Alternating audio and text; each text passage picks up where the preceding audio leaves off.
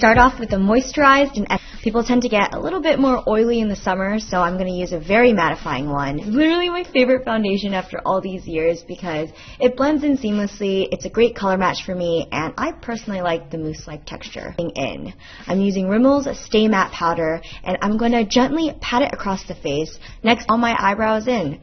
I start at the base and sketch out where I want my brows to begin, and then gradually fill them into a straight brow shape.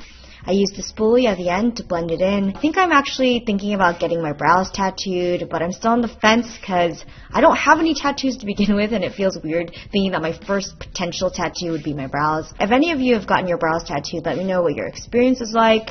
Help a girl out. I'm jumping right into lid.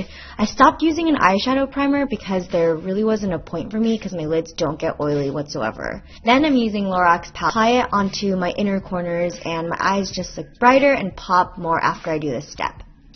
Then I grab a bit of Unpredictable, which looks like a rose gold in the pan, but when you apply it in the eye, it just comes out to this really beautiful, warm gold. So yeah, I guess the name is pretty fitting. Our last color is going to be Unwind, which is what we're going to pop onto the outer corner of the eyes. I'm using my trusty, fluffy brush and then using it onto my outer third. I find that this adds a bit of subtle dimension and rounds out this glowy eye look. Ico's liquid liner in Mocha and drawing in a low cat eye. It's not as perky as a normal one, so if anything, we're just kind of extending the eye lines so they look a little bit bigger and wider. Give your lashes a good squeeze. I'm using Shuamura's curler, which I think works best for Asian eyelid. And I always apply this onto my little lashes because they definitely plump them up a lot more and make my lashes a bit longer. So as we wait for that product to dry, I'm going to apply this product by doing a mixture of little circles and some general sweeping motions to narrow down my sides.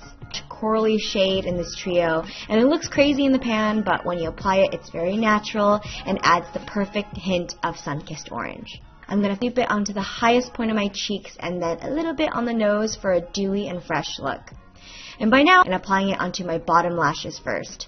I love using a waterproof mascara because it holds a curl a lot better and it doesn't transfer onto my bottom lids, which is important when the weather is warm. I'm going to pop on some of that same highlighter that we used on the cheeks to the brow bone because I forgot earlier.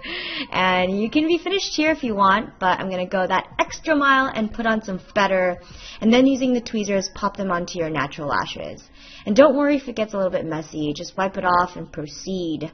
I'm going in with my curler and gently squeezing the lashes onto my natural ones, and it's just going to fuse them all together so they're just one big long lash. I think putting on falsies is kind of daunting at first, but once you do it over and over again, it becomes a lot simpler.